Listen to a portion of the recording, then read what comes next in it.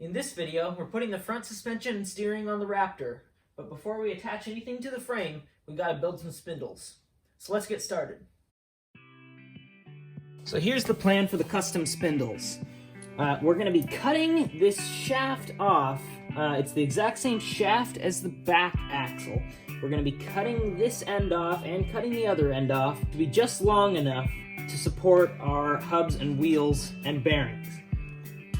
And now, because these bearings that we're using, these big heavy-duty pillow blocks, are self-aligning, when they're subjected to the axle coming out here, there's going to be a huge amount of load trying to realign them, basically, force them to be off-center, which will make the tire run into things, make our camber off, all those issues. So, all that said, what we're going to do is we're going to have a shaft collar on the back end of said spindles, and then there will be this thrust bearing, which I robbed off of a Harbor Freight rotating organizer.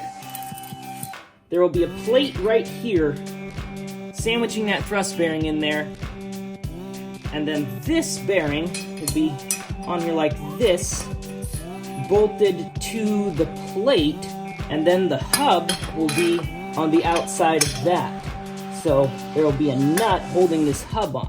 That plate that goes here will, of course, hold our steering arm out the front and our upper and lower wishbone mounts.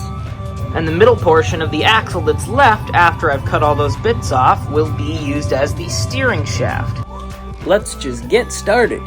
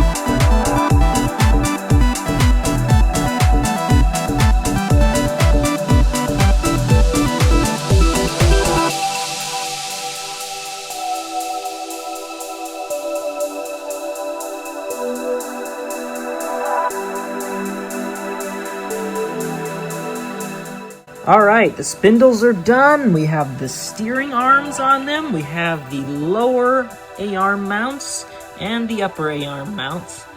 The bearings are sandwiched together like they should be. They're working great. And now the next thing is to build the A-arms and the coilover mounts and the whole basic suspension structure.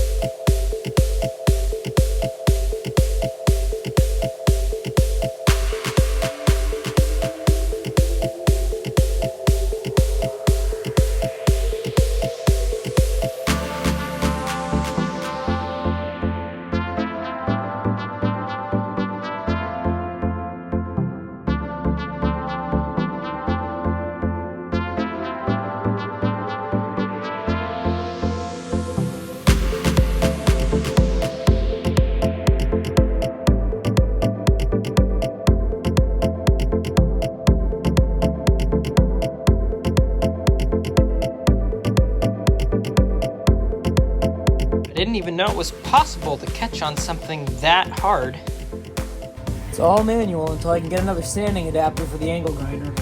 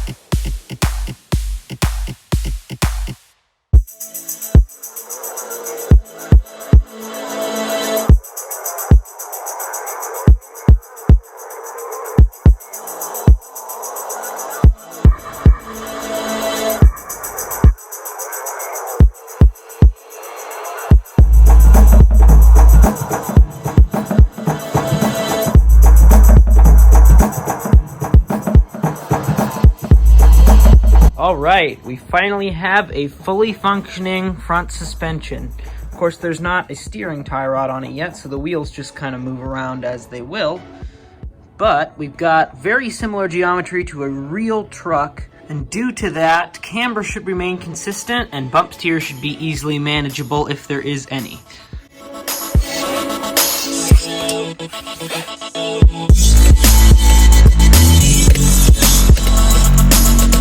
Next, what we gotta do is the steering. And we're gonna use this totally real, totally Italian Momo steering wheel to accomplish that. But before we can do that, we won't know where we're gonna have it. So we're gonna have to use this seat, we're gonna have to mount it, we're gonna have to potentially move some stuff around to mount it, to figure out our seating position so we know where it's comfortable to have steering, and where we can fit our legs through with the steering wheel in order to actually reach the pedal. So it might be a little tricky. And while we're doing all of that, we've got to add some structural reinforcements to keep the frame together, keep everything from bending.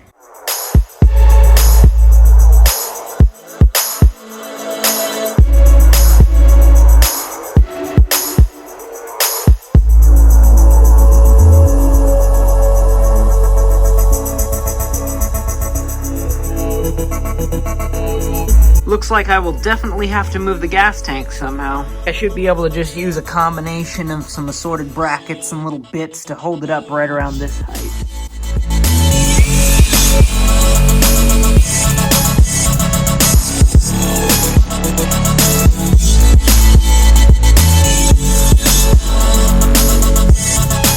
This looks like it should probably work just fine.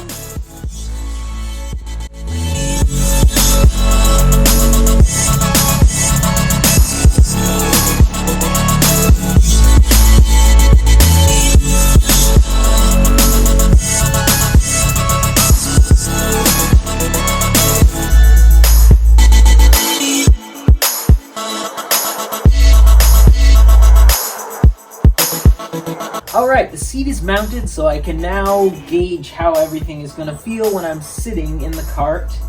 The steering wheel is huge, so this is going to take up a lot of space and make it very hard, if not impossible, to get in and out. It's probably going to have to be right around here. and that might be a problem. But we'll see where it ends up. I might have to cut out a lot of the body, and I'll probably still have to cut out some of the tailgate to get it to fit by the engine when the suspension compresses. So we'll do that, and we'll start getting the steering shaft, steering bearings, steering tie rods, and all the front suspension structure that goes with it.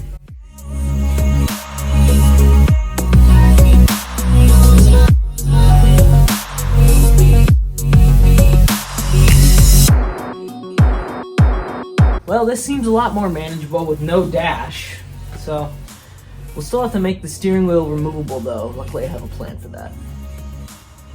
Rock sliders to step on and a body that's actually attached would help to get in and out much easier too.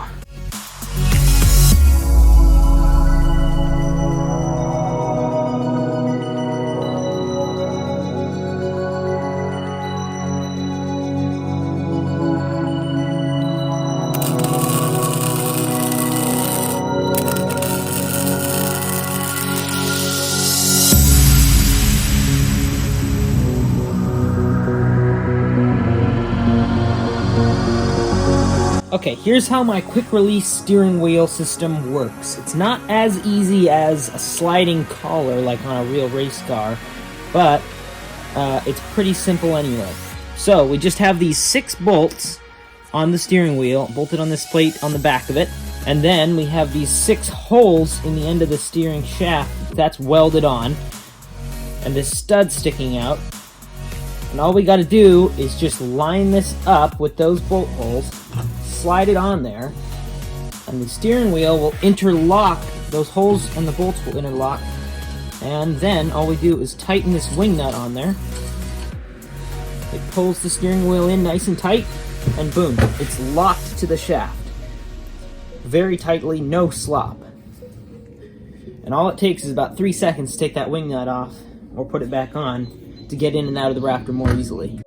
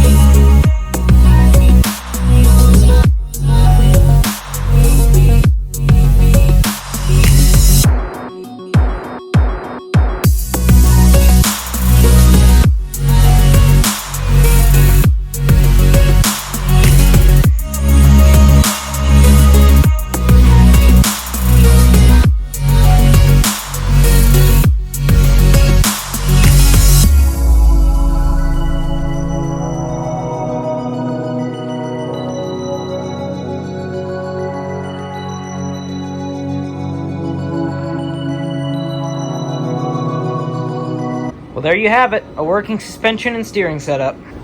And it works even better than I hoped it would. In the next video, we'll finish this thing up.